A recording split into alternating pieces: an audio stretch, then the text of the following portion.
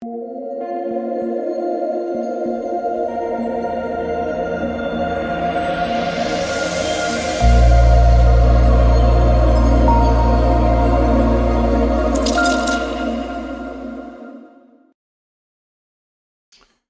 what's going on, guys? It's DK back at you with another video here to break down the 5-game NBA slate on Tuesday. If this is your first time watching, I do cover content for Draftkings and for Prize Picks. If you're looking for premium content, you can check out my Patreon. That is linked down below. And Prize Picks, they are the sponsor of the video. Make sure to use the code DKDFS for a 100% match up to $100. Basically, you deposit using my code $100. That's a free $100 to play with on the site. Went 2 for 2 on the YouTube plays today. That was great. Other plays, not so much. Got hit with some bad variants, but nice to hit both plays with JV and Bull. And yeah, hoping we can keep that going. But all right, let's recap my lineup tonight. So a little bit unfortunate. LaMelo got in massive foul trouble. I mean, you just can't make it up, man. He's smashing in the first quarter, comes in early the second quarter, picks up 2 quick ones, 3 fouls overall, and benched for the rest of the half. So that basically is going to be the reason why I don't cash. Also, Lakers Suns turning to a blowout was not ideal for me because I did have a few pieces from that one. I knew that was definitely possible, but yeah, that was the recap. So let's talk about this 5-gamer. Utah and Detroit first game. Utah will keep an eye on the status of Olynyk. He missed the game tonight. Don't expect him to be back for this one. With him out, you saw Walker Kessler start. Played 25 minutes, plus the game did blow out, so could have played a little bit more. I think Kessler's intriguing for value. I think Markkanen and Clarkson in a good matchup are definitely in play at the top. These are the two with the highest ceiling. Vanderbilt, just kind of indifferent on him. Feels a little bit pricey. He had that one massive outlier game. And then you got guys like Beasley and Conley are both playable. Beasley score independent. Conley's been very quiet since his return, but he's at a relatively cheap price point. So I think Kessler, Conley, probably two guys like the best, just like point per dollar. And some of these bench guys are still a little bit pricey with my boy NAW. So let's move on to Detroit. Detroit, it's just frustrating the way, sorry about that, the way they're running their rotations. This team has nothing to play for. So again, you would think they would just want to be running the young guys, playing them a ton. But nope, they're running like 10 guys, really spreading out the minutes. Makes it hard to feel good about any of these guys. But Bogdanovich, I think in competitive games, you should see low 30s minutes from him. If he makes the shots, he can definitely get you there. So, Bojan, I've interested both guards with Hayes and Ivy. The minutes are not great on them, though, like 19, 25, 34, 29, 31 minutes over the last 5 games for Killian Hayes. Again, rookie Jaden Ivey, you would think he'd be playing a ton of minutes. No, 27, 25, 29, 20, 28.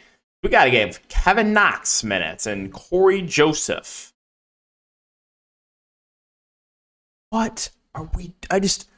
Coaches do the dumbest things. What are we doing here, Dwayne Casey? What are you doing?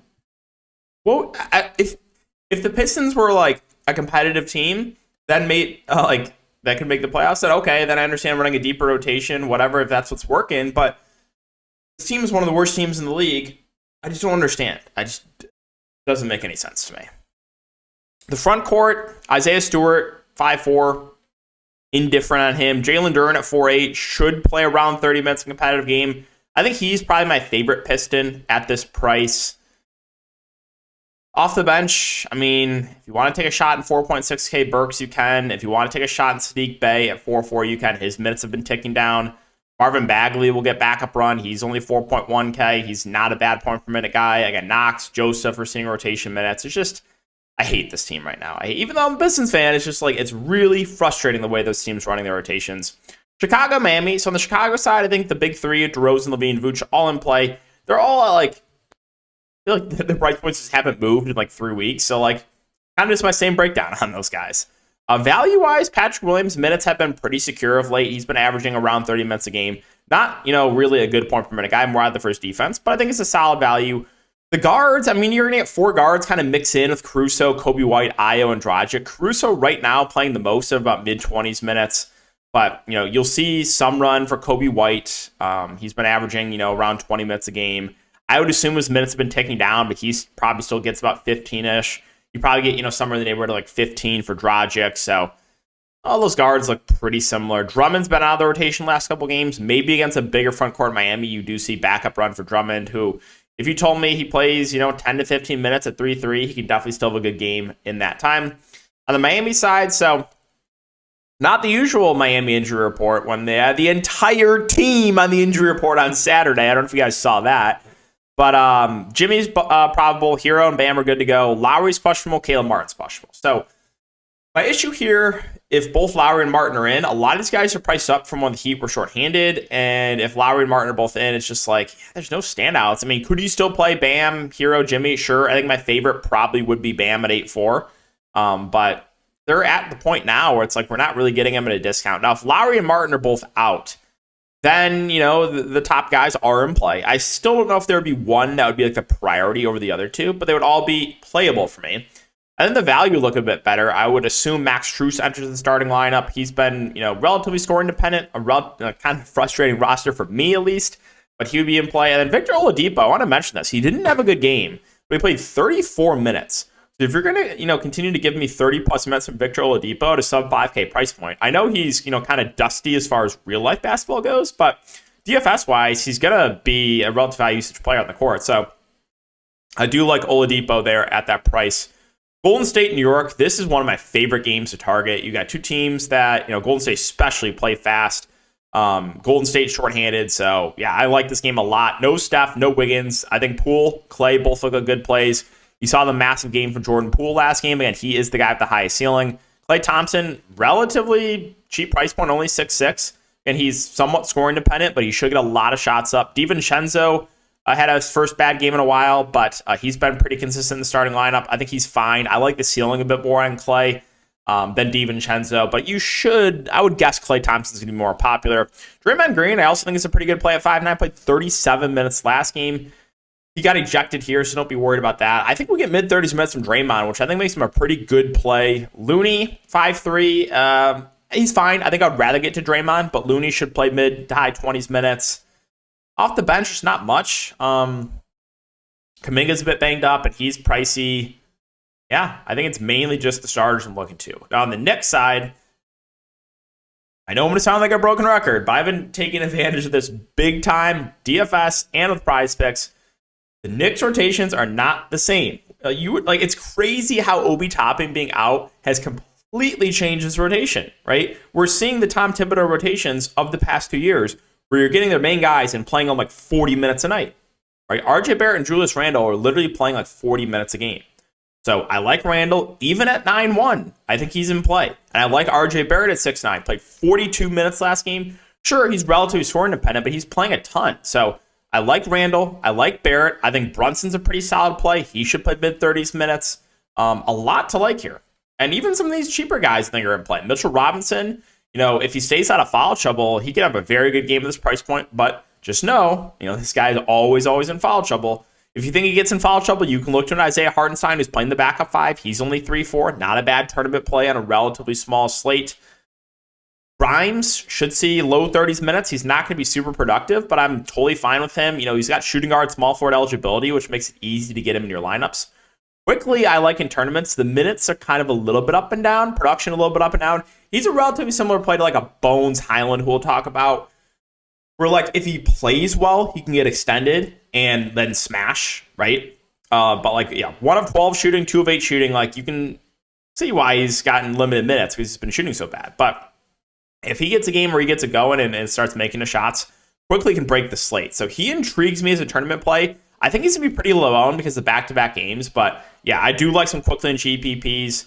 And then McBride's the only other guy seeing rotation minutes, but not enough really for me to get to him. Washington, Phoenix. So basically now a fully healthy Washington team. I think DeLon Wright's getting relatively close to coming back. He's not going to be back for this one, but yeah, I mean, not the best spot here against the Suns. A lot of these guys priced up from when they were shorthanded, so there's not a ton I like from Washington. I think Porzingis is totally fine in tournaments. I mean, he played 38 minutes last game. It's, again, not the best spot, but I do have a little bit of interest in him. I think Kuzma's overpriced. I know he had a good game last game against the Lakers, but that was the Lakers. Brad Beal, 7'9", first game back, played 32 minutes. He's fine. Denny at 5'6", fine. It's just like a lot of secondary plays here. A lot of guys feel a little bit too pricey. Like Barton still feels a bit pricey. I don't know. Not a ton I love from the Washington side. I mean, Gafford's going to play the backup 5. If you think Porzingis gets in foul trouble, you can take a shot on him. But let's move on to Phoenix. So Phoenix, we'll see who's going to be available. Booker missed the game tonight. He could be available, I guess, on a back-to-back. If Booker's available, then like I think Booker would probably be my favorite play. Booker and Ayton, and then like Bridges, Craig would be a little bit overpriced. Chris Paul would probably be a little bit overpriced. Value-wise, I want to mention Josh Okogie got injured, did not return. So if you played him, you got pretty unlucky. But if there's no Booker, let's just say there's no Booker, and Okogie is not available to play, then you should get more solidified minutes for both Shamet and Damian Lee at their respective price points. And then, yeah, Booker's out. I mean, Chris Paul is going to look better. Again, according to Twitter, though, got to downgrade Chris Paul when Devin Booker's out. DeAndre Ayton maybe looks a little bit better if Booker's out. So, I mean, everyone in the starting lineup would just look a little bit better. And then finally, Memphis and Denver. This should be a great game to watch. I'm really excited for this one. Ja Morant, I think, is a great bounce-back candidate. Denver's defense has not been the same of years past, and it was a BS ejection, if you guys saw it. He was talking to a fan, and they ejected him for it. Like, it was just dumb. But maybe that lowers the ownership a little bit since he was relatively popular that slate and got ejected. Again, you got to have short-term memory, though, in DFS, so I like Ja quite a bit.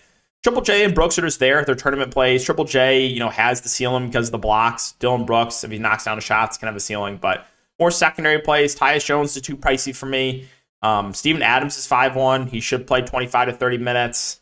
Could deal some foul trouble. If he does get in foul trouble, Brandon Clark would most likely benefit. So, against Nikola Jokic, who's very good at drawing fouls, I could see, taking a shot in Brandon Clark and hoping for Adams foul trouble.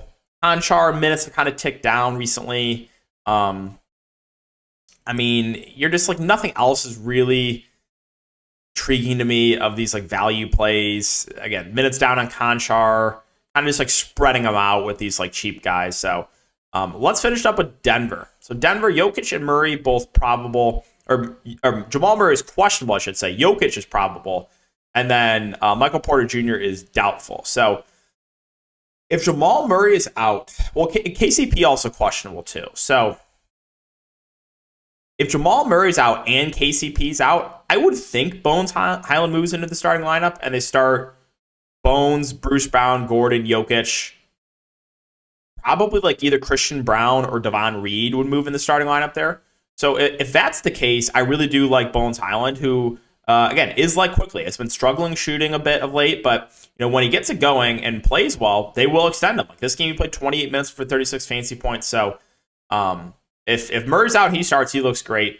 Now, if everyone's in besides MPJ, then, Bones would just be a dart throw. Jokic, I mean, I don't have to tell you the Jokic is a good play, guys. 80, 82, and 95 fantasy points in 3 of the last 4 games is absolutely insane. That's an insane run for Nikola Jokic. Murray, if he plays, I like his ceiling. Again, he's been up and down, but the ceiling is there. I'm just indifferent on Gordon. He should play around low 30s minutes. You'll get the big, 40-plus fantasy point game from Aaron Gordon here and there. But more often than not, he's going to hover around 30 fantasy points. Kind of my same breakdown with Bruce Brown. Relatively safe play. Probably gives you like 20, 25-ish fantasy points, maybe a little bit more. Value-wise, again, KCP, if he plays, he's a 3-and-D guy. He's fine. And some of these bench guys I wouldn't have really interest in if all these guys are in. Again, if they're all out, then we start looking to guys like maybe Christian Brown, Devon Reed. If Bones Highland starts, you get Ish Smith back in the rotation, playing the backup point guard role. He would be playable at the flat min price. So that could open up a lot. It is a late game. So we might not get news before lock. But yeah, that's going to wrap up the video, guys. So if you have been enjoying the content, make sure to like, subscribe, and hit the notification bell. See you guys in the next